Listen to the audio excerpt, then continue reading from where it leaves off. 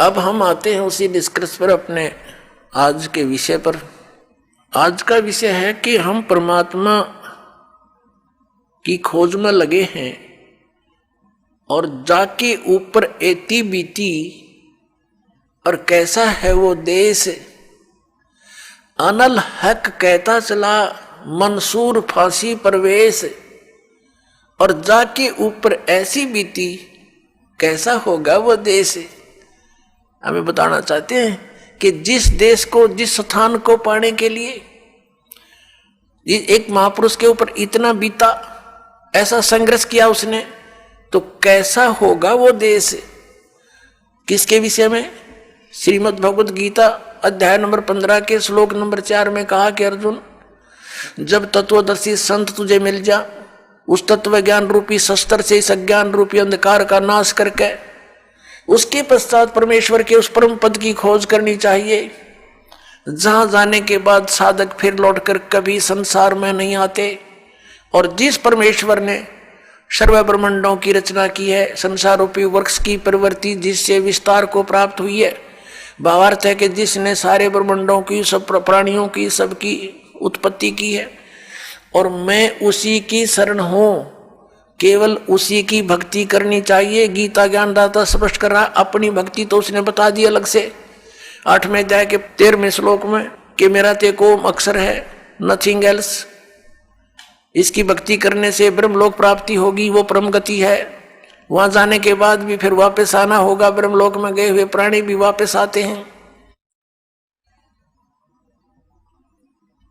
और गीता ज्ञानदाता दूसरे अध्याय के 12वें श्लोक में और चौथे अध्याय के 5वें श्लोक में और 9वें श्लोक में, 10वें अध्याय के दूसरे श्लोक में गीता जी में कहता है कि अर्जुन, तेरे और मेरे बहुत जन्म हो चुके हैं, तू नहीं जानता, मैं जानता हूं।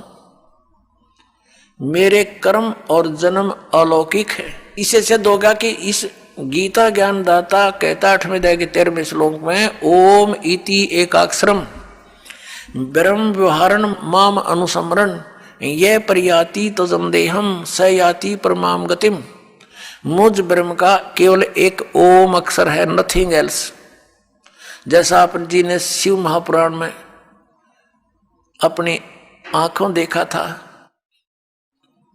कि मेरे मुख से ये ओंकार एक प्रणव मंत्र उच्चारण हुआ था, और ये एक अक्षर हो गया इन ए उ में बिंदु नाद से मिलकर, इन 5 अवयवों से एकीभूत होकर के ये एक अक्षर हो गया, ओम अक्षर हो गया। तो गीता अध्याय नंबर 8 के श्लोक नंबर 13 में, गीता अध्याय नंबर 8 के श्लोक नंबर 13 में ये वही कह रहा कि ओम इति एकाक्षरम ब्रह्म व्यवहारण माम अनुसमरण ये प्रियाति तदम सयाति प्रमाम गतिम। मुझ ब्रह्म का यह एक ओम अक्षर है, नथिंग एल्स। अंतिम समय तक इसकी साधना भक्ति करता हुआ, श्रवण करता हुआ जो शरीर त्याग कर जाता है, वह परम गति को प्राप्त होता है। कौन सी परम गति? ओम से मिलने वाली स्थिति गति। वो क्या है? वो ब्रह्मलोक प्राप्ति है। 8वें अध्याय के 16वें श्लोक में कहा कि ब्रह्मलोक पर्यंत भी सभी पुनरावृत्ति के अंदर वहां गए प्राणी भी पुनर्जन्म में हो आते हैं, क्योंकि ये खुद कहता है मेरा भी जन्म होता है, तेरा भी होता है। तो इससे जन्म मृत्यु और ये दीर्घ रोग परम शांति, ये दीर्घ रोग नहीं नष्ट हो सकता और परम शांति नहीं हो सकती।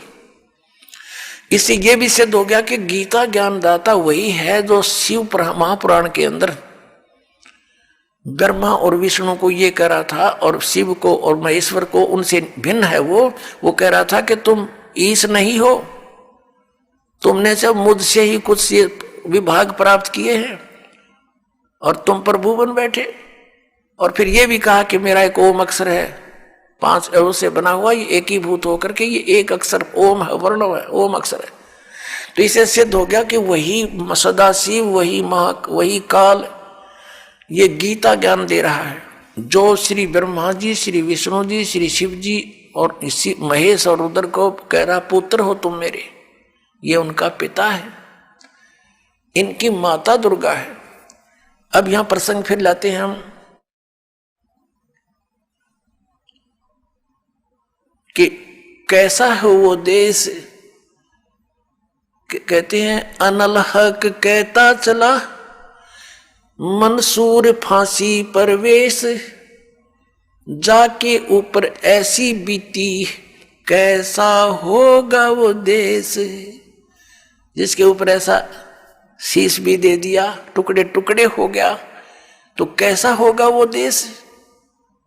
उसके विषय बता है गीता ज्ञानदाता कहता 18वें अध्याय के 62वें श्लोक में कि अर्जुन तू सर्वभाव से उस परमेश्वर की शरण में जा, उस परमेश्वर की कृपा से ही तू परम शांति को और सनातन परम धाम को प्राप्त होगा। ओए होए, परम शांति और सनातन परम धाम। सनातन परम धाम जो सदा रहने वाला, शाश्वतम सथानम, मूल पाठ में लिखा है शाश्वतम सथानम।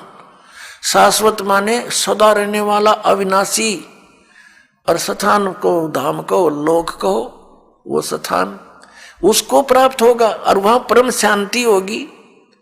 इससे सिद्ध है गीता ज्ञान दाता से कोई अन्य है वो प्रभु, वो परमेश्वर, जिसकी शरण में जाकर सत साधना करने से, जिसकी साधना करने से वो परम शांति हो सकती है और वो स्थान प्राप्त हो सकता है जहां जाने के बाद साधक फिर लौटकर कभी संसार में नहीं आते। वो गीता ज्ञान दाता से अन्य है, भिन्न है। अब पुण्यात्माओं, हमारे जो पवित्र सदग्रंथ हैं वो कौन से हैं जिससे हमें निर्णय हो कि हु इज गॉड, परमात्मा कौन है, हु इज ही गॉड, वह परमात्मा कौन है।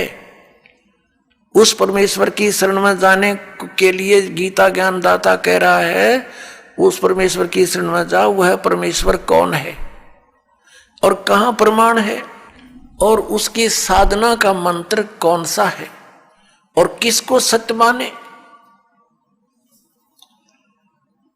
श्रीमद् भगवत गीता अध्याय नंबर 16 के श्लोक नंबर 23 और 24 में कहा है, अर्जुन जो शास्त्र विधि को त्याग कर मनमाना आचरण करते हैं उनको न तो सुख हो, न उनकी गति हो और न ही उनको कोई सिद्धि प्राप्त हो सकती, अर्थात यूजलेस, व्यर्थ। फिर 24वें श्लोक में कहा कि अर्जुन इससे तेरे लिए कर्तव्य और अकर्तव्य की व्यवस्था में शास्त्र ही प्रमाण है। शास्त्रों में वर्णित विधि अनुसार ही साधना करेगा, उसी ज्ञान पर आरूढ़ रहेगा तो तुझे लाभ होगा, अन्यथा कोई लाभ